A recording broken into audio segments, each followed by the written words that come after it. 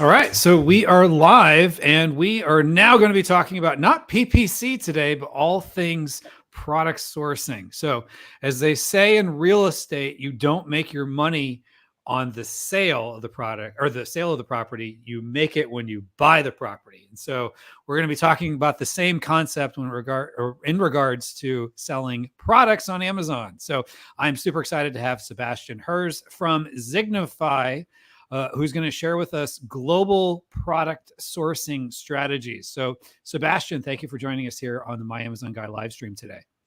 Kevin, thank you so much really for having me. And I mean, which side are you? You're over here? That phrase It depends. I don't know what the people on the screen see, but one way, shape, or form. If I see myself on the right side, so I'm pointing at Kevin right now. If it goes to the other side, I'm sorry about that. But that phrase, like a property sales, that only can come from a person who has actually bought and sold some property, I guess, already before. But you're absolutely right. I mean, there is a phrase that's called "the real money is made in purchasing, not in sales."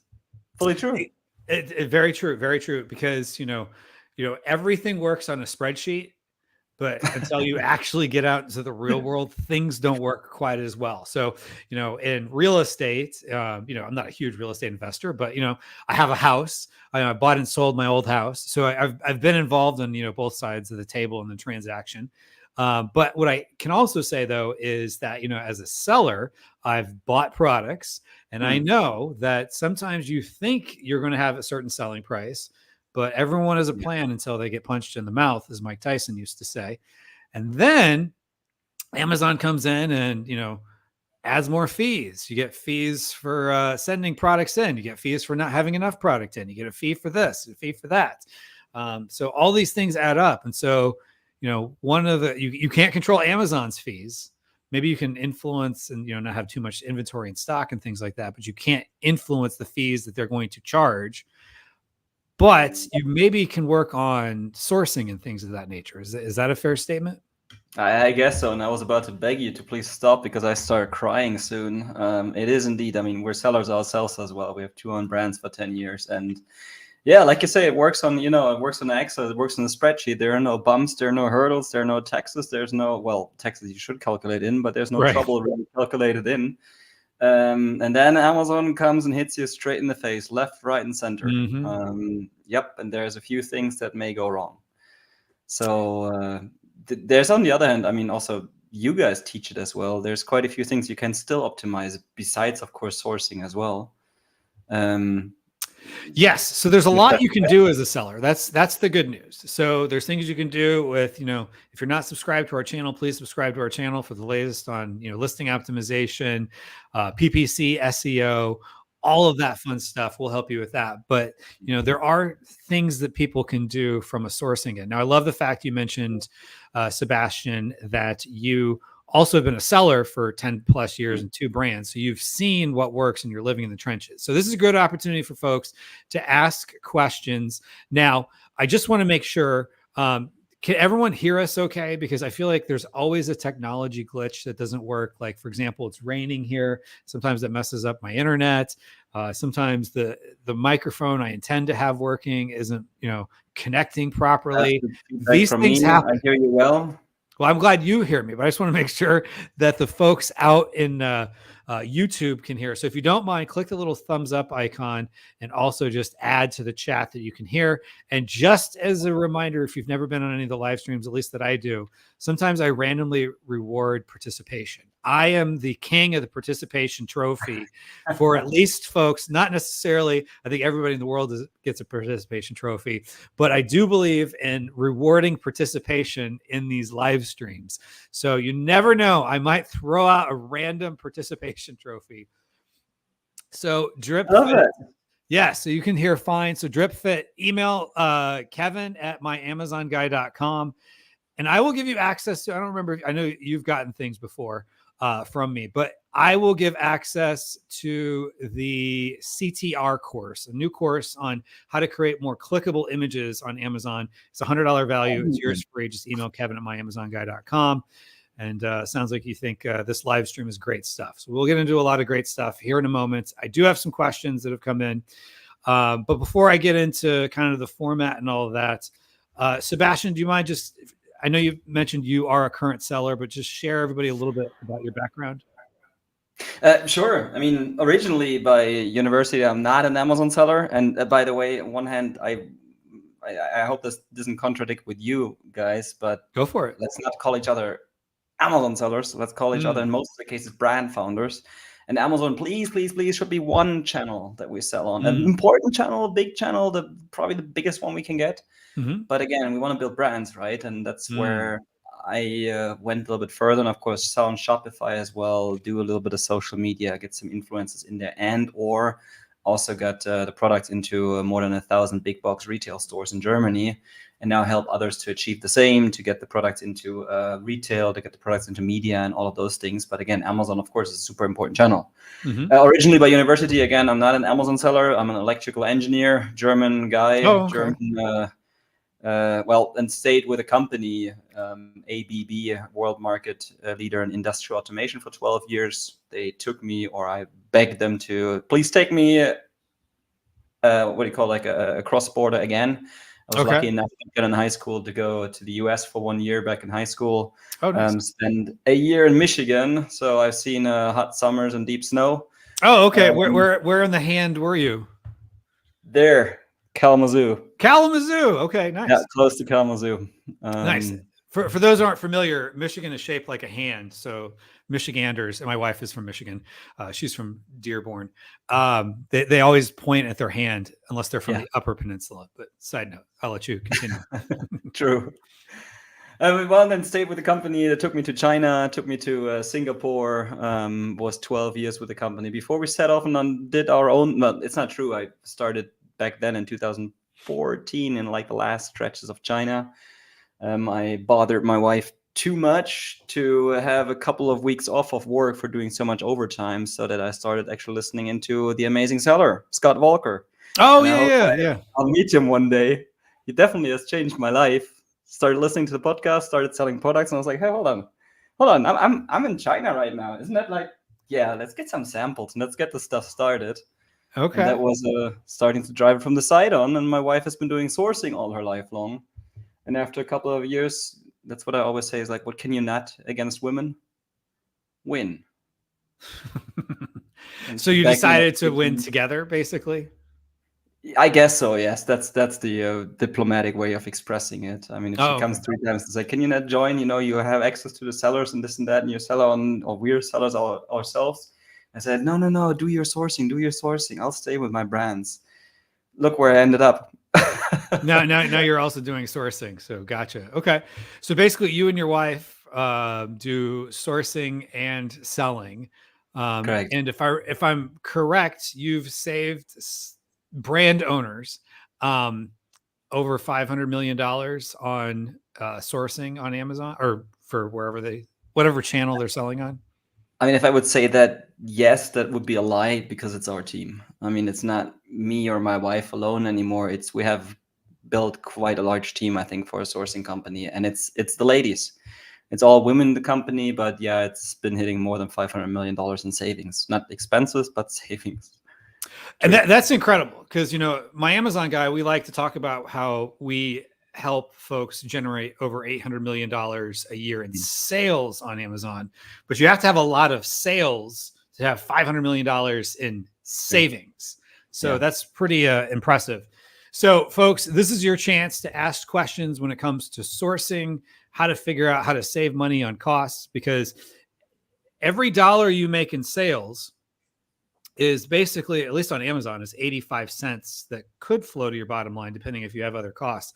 But if you have $1 savings in cost of goods sold, that's $1 going straight to your bottom line.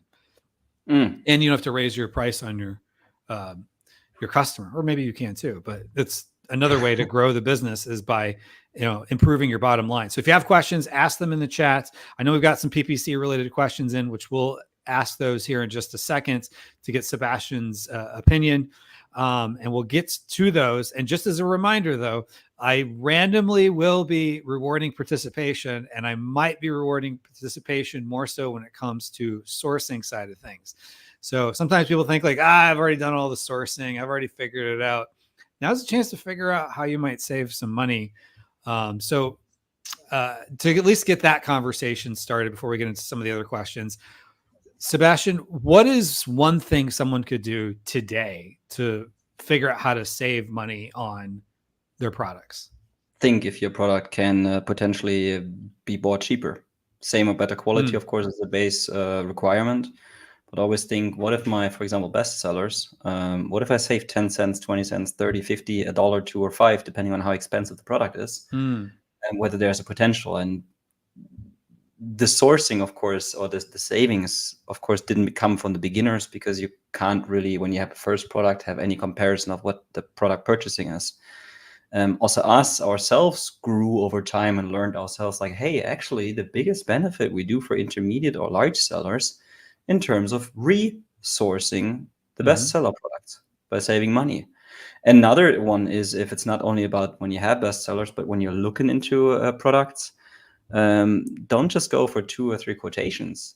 Do what we do is, aim to find about 30 potential producers. Get as many quotations as possible. Do the homework. If you believe your product will sell well in the future, just imagine.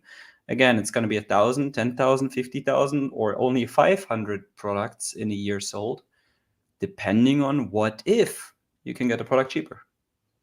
Yeah, that can compound over time. So basically, step one is figure out, can you get it?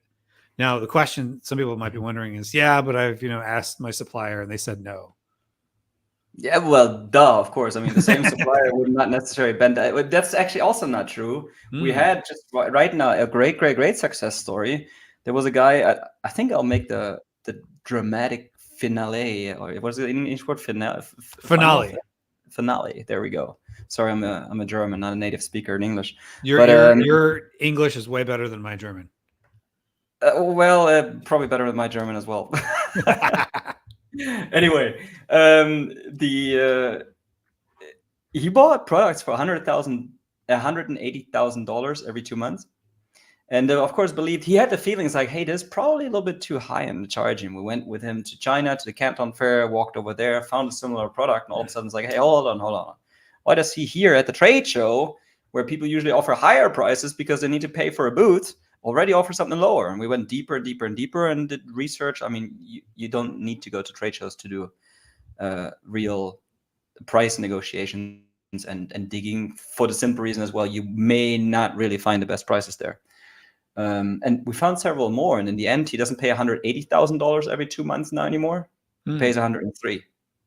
$77,000 savings every 2 months. That's $960,000, I think, in a year. Now here comes the thing: same supplier, same product, same quality. Why?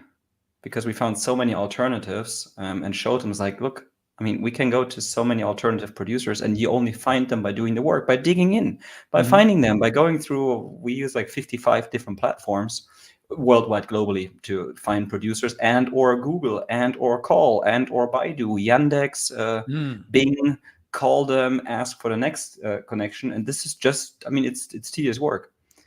But his supplier understood, hey, I want to keep that client. And so he had to lower the prices dramatically. So he let the pants down and showed, look, I've overcharged you the whole years, but I still want to keep you. So now I offer it for you for $103,000 rather than $180,000. And that's a massive game changer. I think it's 40-something% in savings. That's pretty good. So bottom line, they didn't want to lose as a customer, so they're willing to. It's amazing when people realize that they might lose you as a customer, that they are willing to all of a sudden make changes. Because sometimes, there's initial costs that are buried in any business relationship that are kind of startup costs. They kind of go away over time because, one, they're comfortable with you. They've kind of figured out and optimized the system on their end for you and your products. And now all of a sudden they're enjoying the benefit of that. So maybe they can share some of that back. I had the same with my own products as well, until we do the undercover hack, which comes in after 2 or 3 years. My first brand, we do small size wallets, slim wallets, and so on. By now, I have to say there's a lot better products out there in the market. Simply didn't follow with the slim wallets anymore, but they charged me for then the final price was like $390 or so over the next years. And I was like, come on, it's a rubber band and a piece of leather. I mean, how difficult can it be? And then later went in undercover hack, pretending I want to beat myself, I want to build competition to my brand. All of a sudden they offer $2.20 to new suppliers. And it was like, hold on. You're offering to new ones $2.20 and to me $3.90? There's something wrong. Oh, no. We only do this for the last week. Yeah, right. Whatever. I'm paying this price. Okay. So this could be worth the cost of admission just right there. Basically, pretend to be someone else and reach out to your supplier and ask for a quote. Yeah, I mean, that's a simple, easy trick, of course, as well, to figure out. It's like, hey, what does he offer to new producers? But now, on the other hand, this is only with the same supplier, right? Right. You start looking for many more, and that's I mean, to be honest, the only thing you may need in the end is confidence and a backup. So if you go to a supplier and you have self-confidence and saying, guy, look, we're doing business for a long time, but I have other offers out there who are like 40% cheaper than you. And you look them straight in the face and you tell them, like, look, here are even the prices, whether you Photoshop it or not. I mean, that's a different story. Again, I'm not promoting. Be as honest as possible, but yes, please do that. I mean, it comes back in karma points, right? Or in karma pain.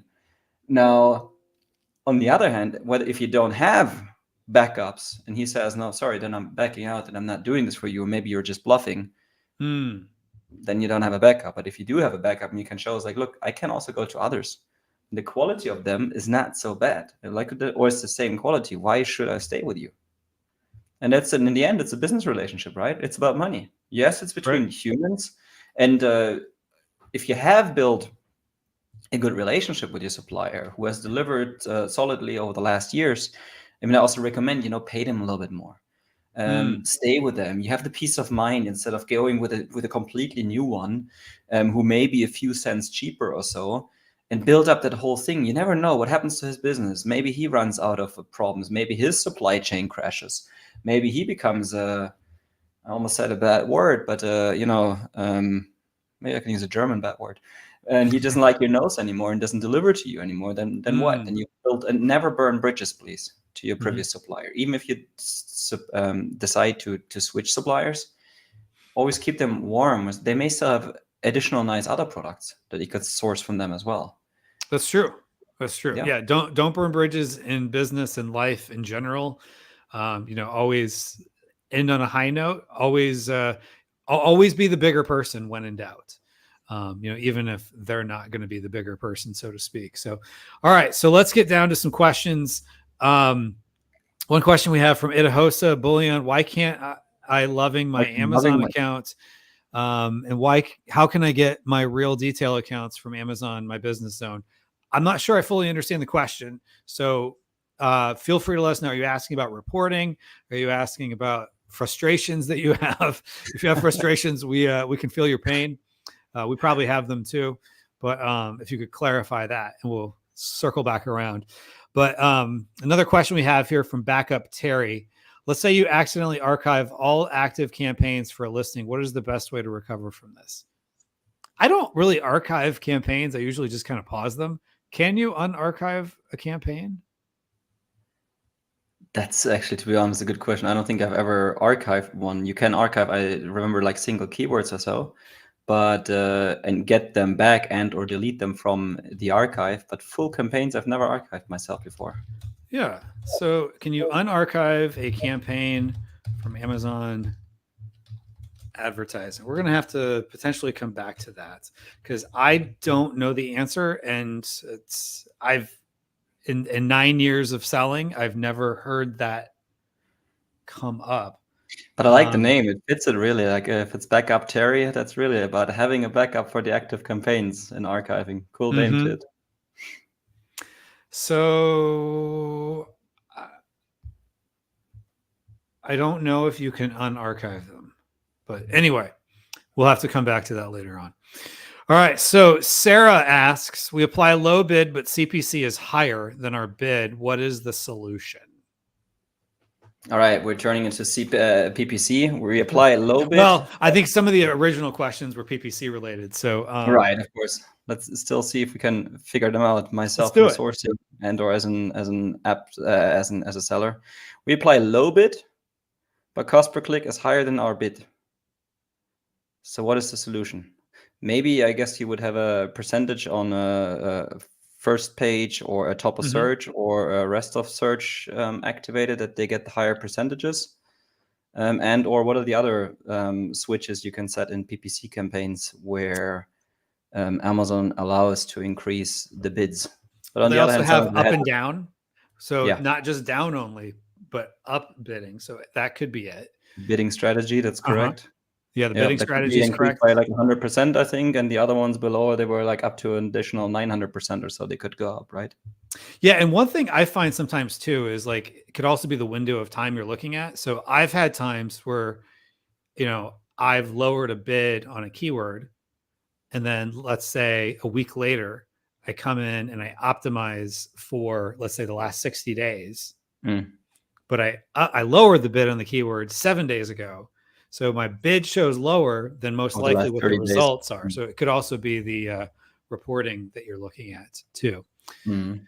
So that could be part of it.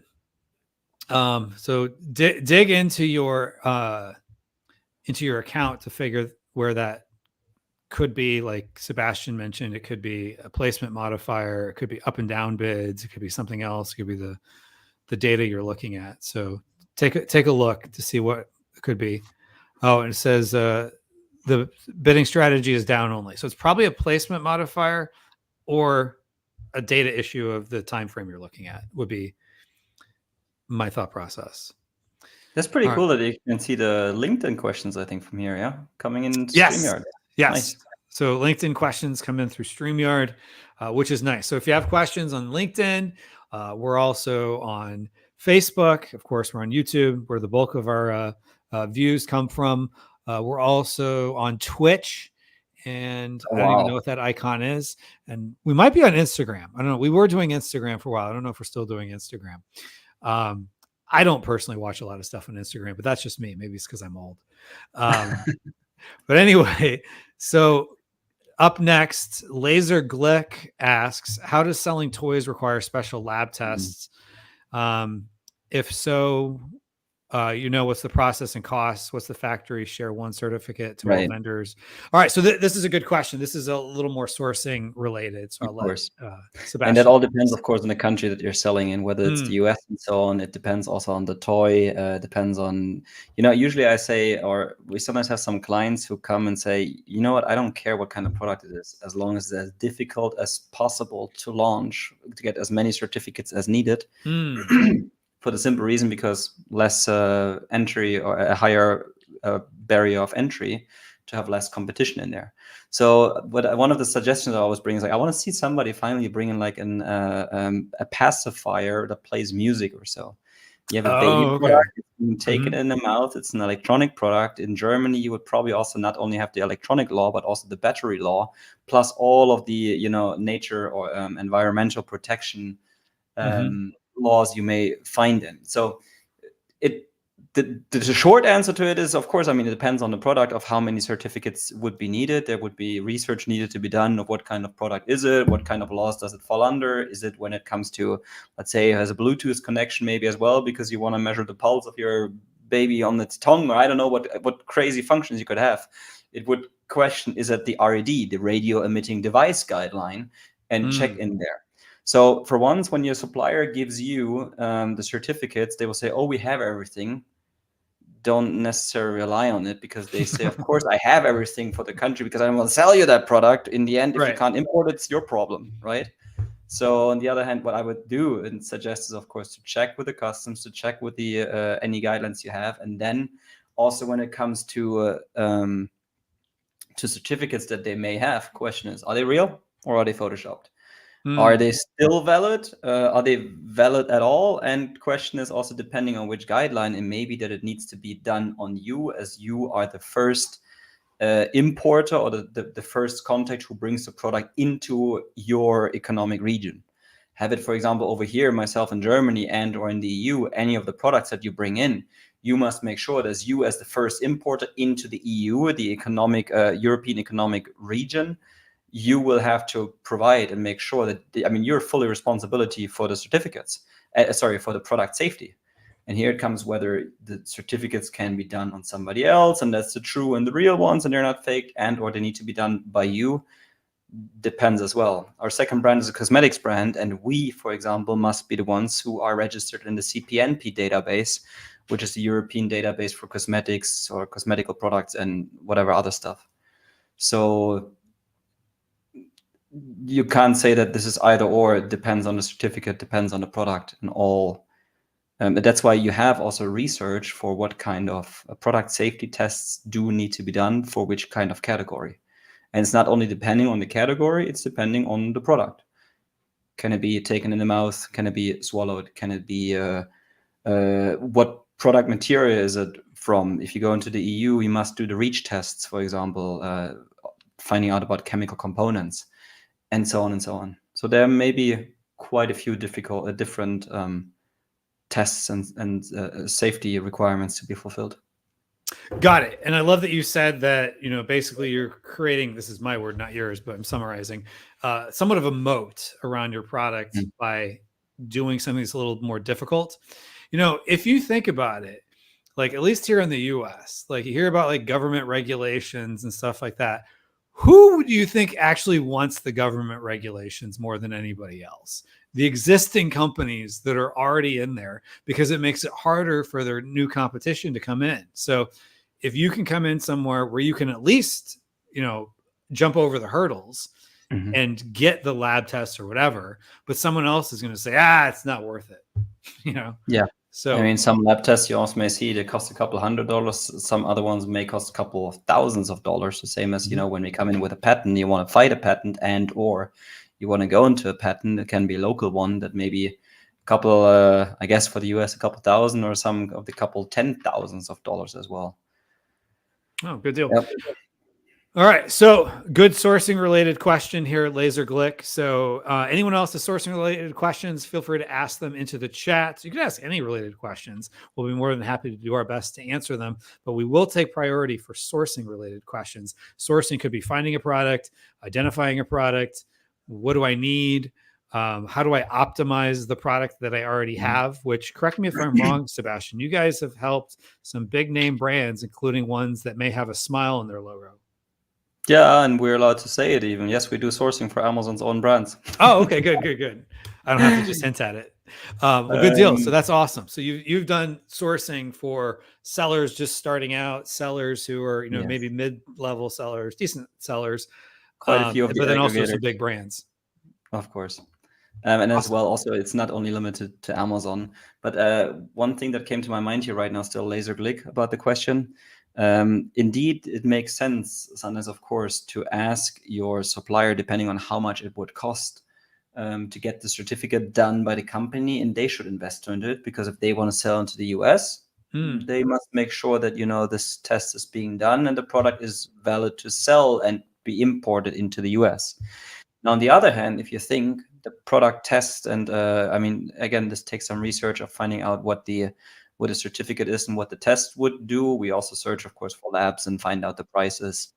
That if you say you want to keep this product for yourself, it may make more sense to put it really on your name, so that the supplier can't use your certificate for other brands, start selling it to the other ones. So depending on how much effort it is, if you can afford it, I would probably focus on I get the certificate on my brand, on my name, because then it's my name. They may still, if they get a hold of it, take Photoshop and put it out and put it back their own name. But again, this is where I do background checks, and a background check, for example, with a certificate could be a very famous one, of course, here in Germany is TÜV or TÜV Süd or TÜV anyone. You just go to TÜV and tell them, guys, is that report actually right? And most of the times, we know some of the people in TÜV as well, and we just go in there and it's hey, Mr. Förster, can you do me a favor? Is that one real? Or is this fake? And they look it up in their database, and they may check, and it's they may be doing this work as manual. They go into the database and check, no, that one doesn't exist. So somebody's taking our documents. And again, don't do this yourself, because that may never fake documents on Amazon. No. Now, if your supplier does it, then maybe you have a little bit of leeway. But to your point, it's better to have something is authentic. Because it goes back to Amazon. There's a lot of rules you can bend, a lot of gray areas, but anything that affects the customer experience, customer safety, customer trust, they will throw the book at you. they will and ask questions. They might even ask questions later. They just throw the book at you. It's actually one of the things that we have. It's like a common knowledge over here. Is like going to the US. It's like, wow, you probably may be sued. We usually say, or in our belief, or whatever the media told us, is that the US sues itself day in, day out, and then you may be quite quickly, quite heavily be sued by consumers as well, not only competitors. Mm-hmm. So I'd be careful with taking any of such risks. Yeah, exactly. And the truth comes to light in a court. So so just always do things, especially when it comes to like compliance and things of that nature. Do it on the up and up as much as possible. Texas, believe me, Texas, the countries don't have, when you import, that's maybe another small hint or hack to say, is like, when you're looking into your products, one of the things you could check is, first of all, against Chinese goods, there are heavy anti-dumping tariffs, so-called Trump tariffs. If you want to find out if you can get your product, for example, cheaper, for one thing, you should look, of course, into your import documentation, because whether forwarders and carriers say maybe a different thing, but in the end, if something goes bad or belly up, I mean, who's the importer? Who's the owner of the product? It's you. And the That's government. Right. They're not going to Shanghai or Ningbo or somewhere. No, I mean, or the importer. Oh, but the importer imported it, or the carrier. Well, they do the import in your name. So changing an HS code to kill a tariff, faking the amount of values that has been paid for the product to reduce the import taxes, costs, or anything. A government doesn't have money. A government doesn't make money. A government takes money in the shape of taxes, customs, etc. And yeah, I mean, why does Mr. Trump back then in 2018 have heavily started or fired up the even stronger Chinese-US trade war and putting on a $280 billion market, I think, a minimum import fee of 25% to, for sure, whatever, protect the country, do more local production and or get the money from the importers. And if they need money, they'll come after you. I have over here myself, and the German customs may be tougher than the US maybe at the moment. I've gone through customs checks, and believe me, I'm super glad I made almost everything correct, because they find one mistake, and they did find one mistake, which wasn't done on purpose. I had to pay another 1,500 additionally because it was the wrong HS code, but then they start digging. And then they look at the bigger orders and they see, oh, really? So one of the checks that they could then do, for example, is you go in with your product and they say, all right, so you've spent whatever, $17,000 here. I'd like to see, for once, the invoice, and now secondly, I'd like to see the bank transfer and the transaction. Third thing I'd like to also see is the product. How's it made and whatever. I mean, for sure, they wanted to see my bank transactions and see if that doesn't fit the invoice. Then they have a clear indication of saying, like, look, the declared value is different from what has been paid. So, and that's an easy way to find out of, like, is it the real value, the real declared value? Everybody has done the mistake. I mean, I admitted myself as well. Also in the very beginning, you think, oh yeah, reduce the rate a little bit. Don't make it 3,000, make it 2,500, whatever. But you very quickly learn a lesson. Say, no, don't fake any of those numbers and don't fake an HS code. Because when you look at the product and they ask you, send me a product picture, and they'll find out it's a different HS code, and they see it's not 0%, but it's 27% import tax. Guess what they want to have? They want their 27%, and they probably want like interest and penalties as well. Yeah. Yes. So don't mess around with these type of things, folks. Make sure you're doing this on the up and up. All right. So back to Laser Glick. Since you did ask a sourcing related question, email kevin@myamazonguy.com and I will give you access to our CTR course for free, which we also gave to DripFit, who says, wow, well, thanks. Now, for both of you, I don't know your email address. So just email me, kevin@myamazonguy.com, and then I'll get you taken care of from there. So then we have a question from David Acosta. What is your opinion regarding DSP? So now we're going back to PPC. But what is your thoughts on DSP? Openly and honestly, can't tell you. I'm not using it. Yeah. So DSP, for those who are not familiar, is the demand side platform. So basically, if you think about it, there's a funnel. You know, the higher up the funnel, the less they know about you, or even they know that your solution is to what they're looking for. They're just kind of more, you're trying to create demand the higher up the funnel. And so DSP allows you to do that, but it can be very expensive. And Yeah. if you You're are, starting at like 10 or 20,000 or so per month over here. yeah, it's not cheap. And I know a lot of people will say DSP is one of those you need to be able to spend money and be okay with not getting any sort of return back, because a lot of the brands that might use it might be, let's say, Coca-Cola. I'm just using them as an example. They don't care if they get a return investment on Amazon from their DSP ads, because they might look at it as, well, this will help influence in-store sales. And so, maybe some companies want to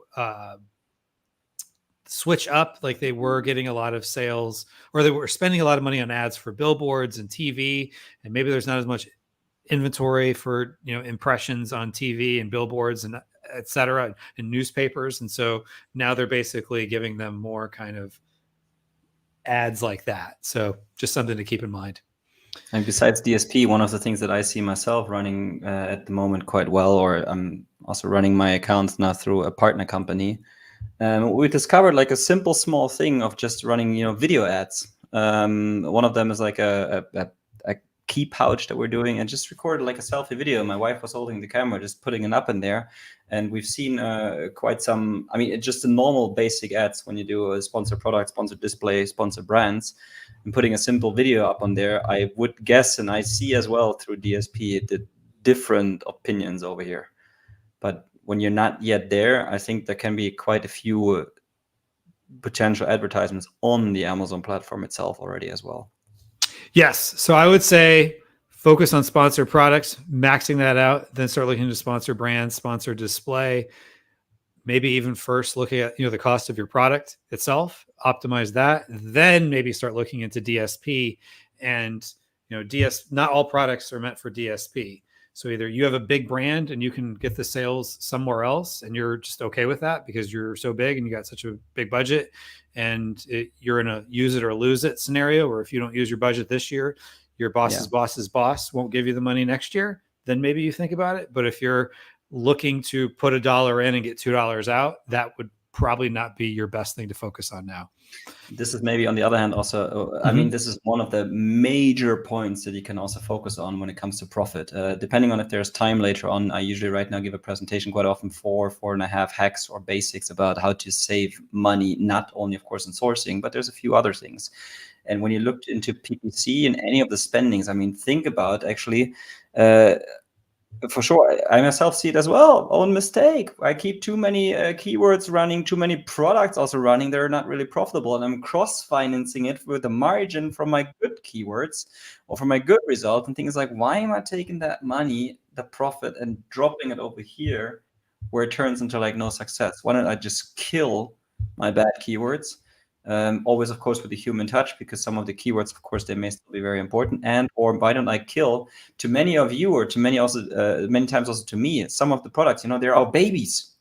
And who would kill a baby? Well, luckily, those things are not alive. They're just physical. Well, no, physical baby is a wrong word, but you know what I mean, right? We put our heart and soul into our products. Exactly.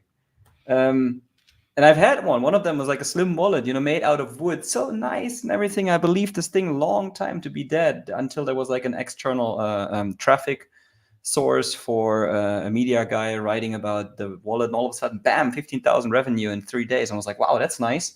But then at the same time, I was like, I'm not gonna produce that again. It's been a, what is it called, like a storekeeper, or it stays in stock. It doesn't go away. It doesn't sell. What's the English word? Oh, it collects dust on the shelf. Yeah, there you go. Exactly. Something like that. Says, you know what? The rest of them, we ourselves also bought a house now, and we just go outside and have a nice bonfire. Screw it. It costs me way too much to keep that product, so kill it. Yeah. So sometimes, whether it be you got to say goodbye to old products or just not do everything that's put in front of you. You said you've been selling for over 10 years. I started almost exactly 9 years ago.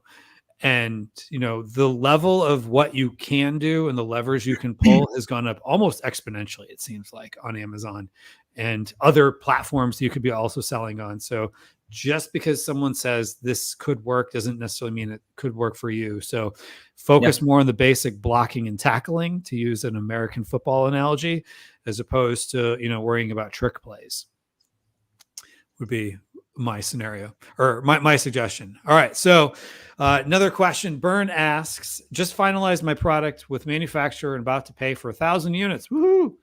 Any final tips to try and reduce the price before going through with the deal? So you want to pay, I mean, first of all, don't pay everything at once. I mean, make a down payment, first of all, once to keep yourself, of course, sane and secure, because you may want to do, and I think this is the next question that will come later on as well, how to do quality control, of course, and do not make the final payment, of course, before quality control. Now, on the other hand, you can, of course, still go in and negotiate in case it's like, hey, you know what, found another supplier, and by the way, their price is cheaper.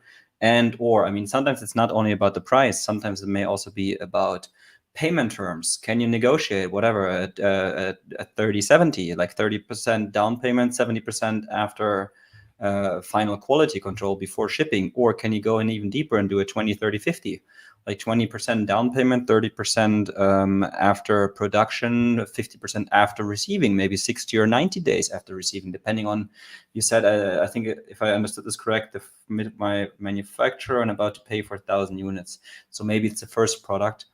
So there they may not give you the final one, a longer lead time for the final payment. Yet on the other hand, if you do sample control, of course, you go in and say, no, there's something wrong with it, we need to reduce the price. Or you may also negotiate whatever, maybe they can take parts of shipping, or you can maybe negotiate in there as well, hey, can you actually cover the product, the packaging cost as well? Can you do this extra for me? Can you do that extra for me? But I mean, if you signed a contract and you said, all right, you're okay with it, I mean, be fair, be open, and always imagine as well that they also want to build a business. They also have a family at home. Always be ethically correct. They have the dream to become rich and build themselves a brand, just in a different type of business, right? So give them a chance, of course, to survive. Or if you know somebody else, most likely not your competitor, but somebody else wanting to order in there, maybe you get an affiliate discount. Or I mean, for sure, quality control is in there. Is anything wrong? Payment terms. Maybe you can negotiate a faster production. Saying like, don't get me like 45 days. Can you do it in 30 or 25? Or can we get it done in 20 days? Hint as well. Put anything where you imagine this could go wrong. Put penalties, for example, also into your contracts. Penalty could be a simple thing, every day delay or every week delay, 5% discount. When they don't deliver to that date. Anything that can go wrong with a product, keep it in there to say, hey, you would want to, that they may need to reproduce the product. Any other ones? I mean, what do you need to be able to negotiate? You need a higher lever. Or you also block out and say, oh, you know what, by now I think I can't afford it. Or another one, maybe a small hint or hack, as always, apply the same strategy as they have. Sorry, I'm smiling so much right now, but this is one of the ones that a lot of people actually like, is jump over your own shadow, forget your own ego, and say, my boss said I couldn't. What do they usually do, right? They usually come back and it's like, I asked my boss, sorry, he said, no, we couldn't reduce the price. And you just go back and it's like, hey, I just asked my boss and he requested, can we make like another, whatever, 10-15% discount or reduce the price? Otherwise, I have the feeling my boss is not going to order. Sorry, sometimes he's a dick. I mean, then just pretend you're they don't have to know that you're your own boss. Yeah. A very typical, if this is, for example, now production in China, when we used to live in China, we used to live in Singapore. When we went to the market, it's a very, very common thing that, you go and you start, of course, negotiating. You go and you, what's the word? Is it haggle a little bit with them? And then in the end, if you say, it's like, no, this is really far above my price, you just turn around, you just walk away. And they come running after you, or they yell after you and give you a different price. So if you say you are interested and you're close to that, the Chinese, they're hungry, or whatever producers you may have, you may be lucky as well. They see you walking away, they still want to make the deal of their life, or at least, and that's a good thing about a lot of the Asian producers very often, is they have a high commission. They want to sell.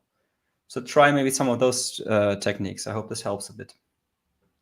So, bottom line, you can ask for more price, better terms, and a variety of other things. And, you know, as they say, you miss 100% of the shots you don't take. Another one. Oh, We have good one. partners as well. Whether it's a world first for payment services or so, we can probably. We built like I think the largest bonus and discount list for any sellers out there, and we give it away without even asking an email address. Don't tell my boss this is a stupid idea. No, it's we have the list in there, and we're also giving discounts or better bonuses for any of the partners. Now, with another one could also be a company that's a partner of ours, a Sten, and they, for example, do factoring. And again, happy afterwards to connect you guys with them. Mhm. And what they can, for example, do is that the supplier gets paid immediately. You still have to pay your own normal demands, and then you can say, you know what if you get your money immediately? What if everything is being down payment and you have like an escrow service or so in between? Will you give me another 5% discount?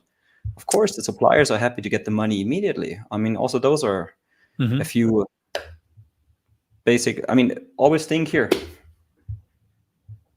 What's in it for them? That's a good one. I like Joe Polish. Yes, what one of the best things really can do, and whether it's in private life, in business life, in love relationships, in why should they do something for you? How do you scratch their back? What do you do good for them? What's their motivation? Why should they? So if you think what they want, of course, they want to make money. They want to deliver a product as fast as possible, have the least stress possible. And they don't want to deal with 15 different changes and, get yelled at and annoyed at. I mean, think what can help them to get their money faster, the production done without much trouble. Got it. Love that. All right. So Laser Glick asks another question. How should you go about inspecting the items while in factory? Can you hire third-party inspections? And how can I make sure that the quality doesn't diminish on future orders from my factory? Yep. I mean, I don't know if that's now an option to self-pitch or so. But yes, I mean, hire a inspection company. That's what we do. That's why we're 100% remote as well. We do go into the factories and we decide what's going to be tested. If you do this on your own, one of the best ways is as well, fly over there, for example, meet your supplier. If you haven't been to China, I mean, again, I spent 6 years in Asia. I love China. It's a fantastic country. It took me 1.5 years as a German engineer to arrive there mentally and be ready to work with the people. So as insane as I may be as a German engineer, down to the details and everything, as insane this culture seemed to me. But once you get friends and you close together and you say like, wow, we always thought it's like, this is the only right way. And then you see this and there's 1.6, 1.7 billion people living in a different way. You explore and you grow yourself as a person as well. Plus, you may go on your own, go visit the factory. If you need help, of course, we can guide you around there, travel, or also other companies, of course. And build a relationship with them. You come there and you look at that thing and they pick you up, probably not in today's world, not anymore in their 7 Series BMW limousine. By now they get all their Chinese cars because they're a lot better than our German cars. And they pick you up in their luxury limousines, guide you around, and you build a relationship with them. They see it, you mean it really serious about that. Plus, when they put, for example, like 3 boxes in front of you, be very elegant. It's just step over them. So thank you guys so much, but I don't want to see that. I want to see this box, that box, and this box. Please get them here. I want to check them on my own, not what you put in front of me. But yes, of course, you can hire third-party inspector companies. Signify is, of course, one of them. And how do you make sure that the future ones will remain same quality? Well, guess what? Do quality checks. Or sometimes threaten them. It's like, hey, you know what? We're around the corner. I'm going to send my team next week when the production is ready. They come by. And whether you do send them then or not, I don't do this too often, threatening them and not showing up. Yeah, because eventually they'll call your bluff. But the first 1 or 2 times, or sometimes when it happens in between, it's like, oh shit, they're coming again. So let's make sure everything is good and good quality. Or every now and then send a sample. I mean, we do this for our own products as well. It's like, hey, whatever, tell our Chinese team, go get the stuff tested, please. Go check them out, get either some sent home. Sometimes, you can send them to you. But again, they may have the chance to check the product before what they send to you, and they'll make sure that product is good. But if you go, for example, in the factory, you're next door, you make a sourcing trip around China. Also, that is something we do. You go to the factories and you show up there, or you have somebody show up and do solid AQL reports, acceptance quality level reports, according to industry standards, and only then, of course, you make the final payment. Now, the same thing, of course, in the future ones. Never make 100% upfront payment. Never, never, never.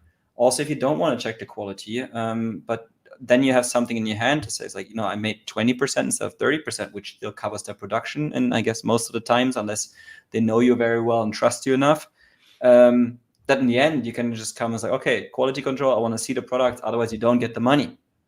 And then they want to have the final money. So what will they do? They rework the products. Surprise them every now and then with a quality control. Good to know. All right. So David Acosta liked the answer earlier that we gave about DSP. Burn specifically said, thank you, Sebastian. So more than welcome. Yes. So I like those answers. And then we probably got time for a couple more. So this is less on sourcing, but more on getting your product up and running. Himansu Bankar asks how to find influencers who agreed on commission-based approach. What was that book you just showed us earlier? That's a very good phrase as well, of course. What's in it for them? Yes. Or, if you want me to give my answer, feel free, of course, to jump in as well. You give your answer. I have opinions too, but I want to hear yours. And I mean, when it comes to Amazon influencers, unfortunately, I wish we had it over here, but we don't have Amazon, what's it called, Inspire in Germany yet. You guys have this in the US. Work together with some other agencies, or I don't know if you guys offer that. If not, I can tell you a name who helps also finding influencers in case the connection disrupts. Like, it seems like Germany is drowning right now. Heavy rain. Well, maybe I'll survive. I hope so. If you need to go to get a boat or a life jacket, let us know. No, I'm an upper floor, so my wife's office is downstairs. Maybe I should rescue her. But she's gonna yell. So what I do is usually, of course, I go to Instagram, I go to TikTok, I look for my products, I start talking to people, see who's actually there in the industry.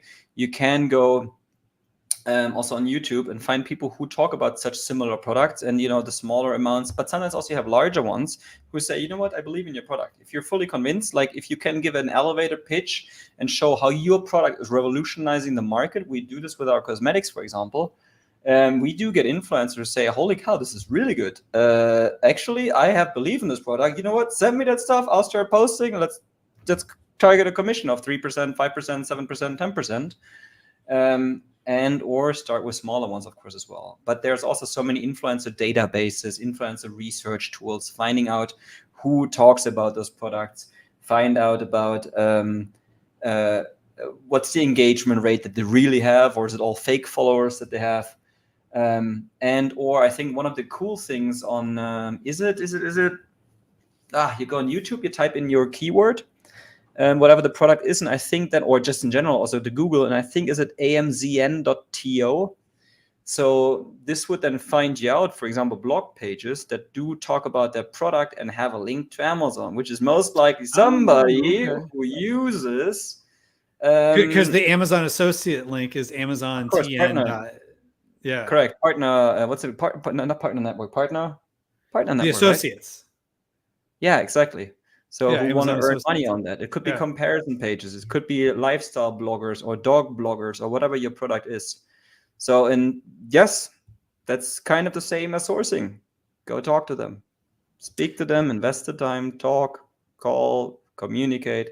It's annoying, but that's why there are companies like ours out there. Or also influencer marketing agencies. They could also work in your interest, and or if you have influencer agencies who usually work with the bigger ones, I mean, imagine, of course, they will charge money for it. If they can afford an agency, they want money. Yeah, exactly. Now, a couple things to keep in mind. This is commission-based approach. So that basically means you're saying to them, hey, do the work, promote my product, and I will give you a commission, which sounds like it makes total sense. The challenge for a lot of the, especially for if you go after like a bigger doesn't necessarily have to be huge. A bigger influencer is going to be getting a lot of pitches. So if they have two similar products, one says, hey, I'm going to give you X amount to promote this on your channel and we'll give you a commission on the back end, or they don't offer commission, they just say upfront, versus someone else says, I have a product, I think I can give you commission. Commission works. Some people will take commission, but you need case studies.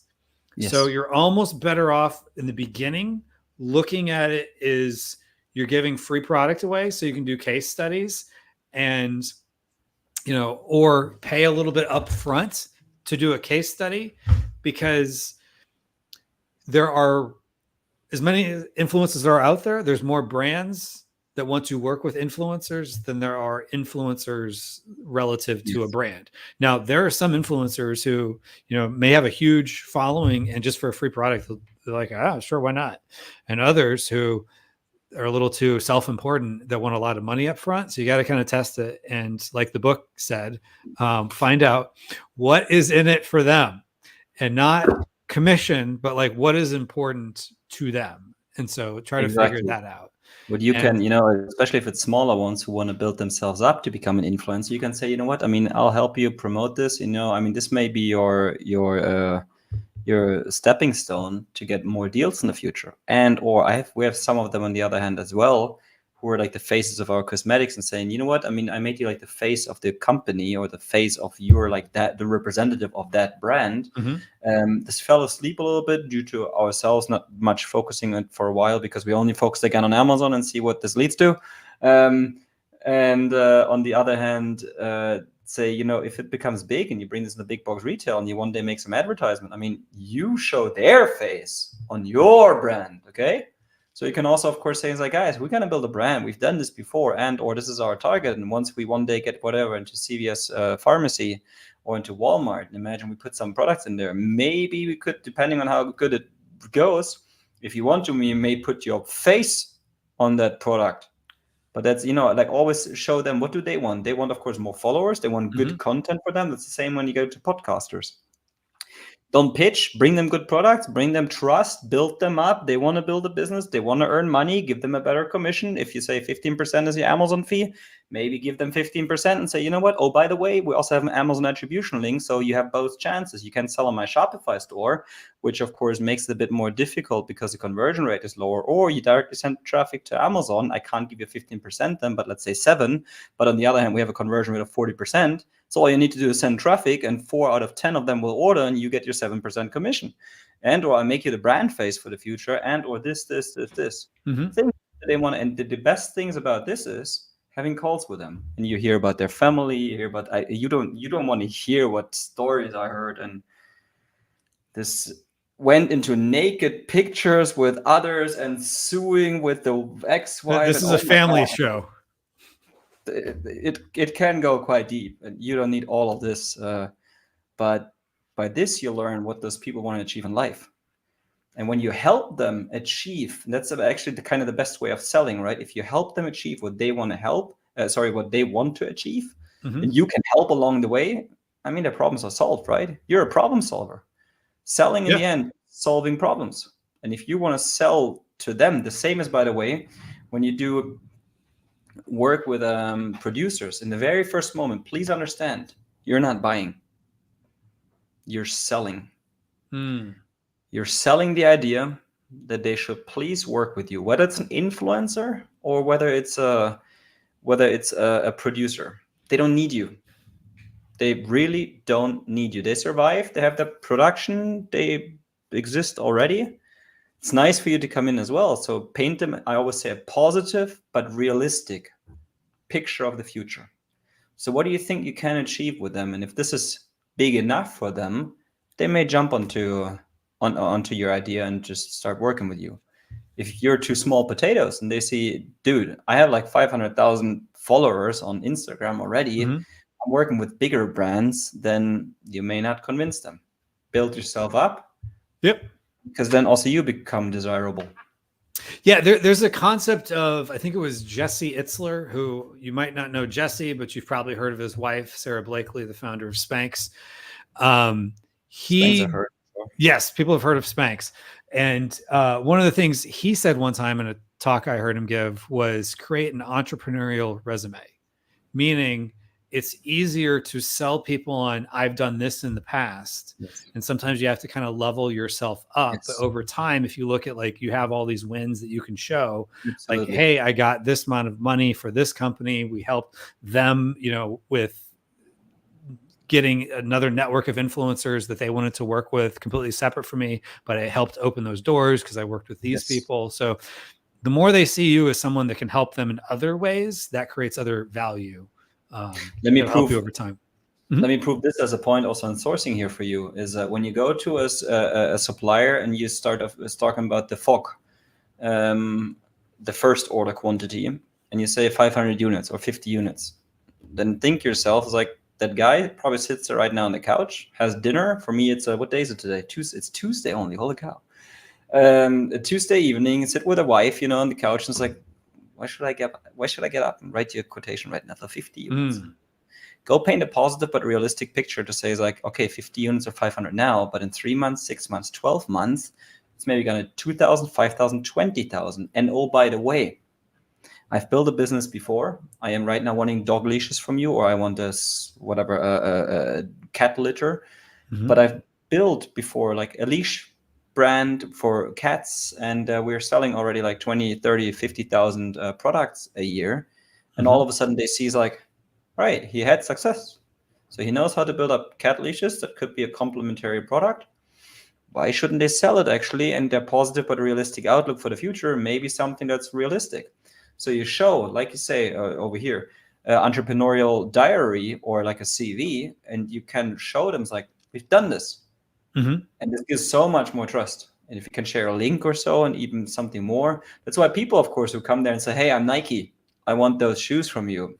They jump through 15 hoops to give a recommendation, right?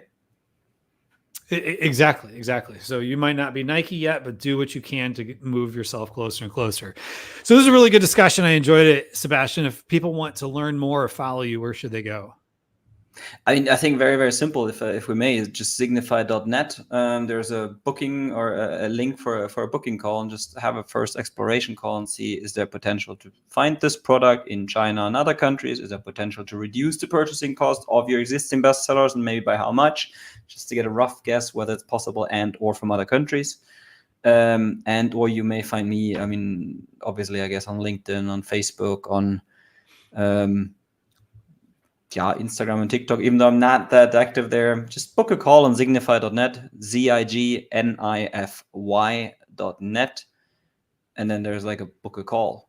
That would be and we've also got a link to the calendar in the if you're on YouTube. So for folks joining us on LinkedIn, thank you for following us on LinkedIn, but head on over to YouTube, and in the description of this video we will have that as well. So great conversation here. Definitely recommend folks check out signify.net and book a call with your team. And who knows, maybe you can save them money. You can be part of, they can be part of your success story going from 500 million saved to 600 million saved. But now imagine that from all the money that you then have, and you can invest it, for example, with my Amazon guy. And this is the positive, feedback loop.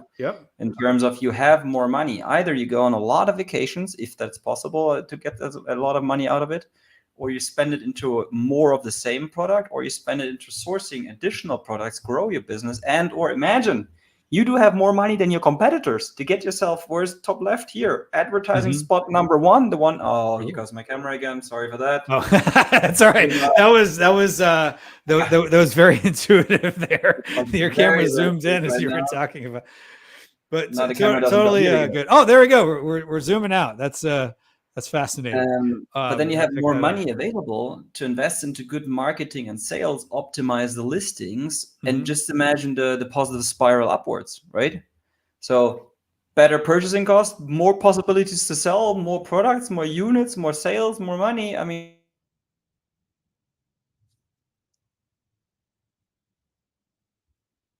handle a lot of money. Additionally, always be somewhat, grounded. Awesome. Well, that was good stuff. I froze there for a second, but love what you were talking about. And with that, I will go ahead and end this stream. So thank you again, Sebastian. Thank you everybody for watching, making it all the way to the end. And we'll see you at the next one. Thank you.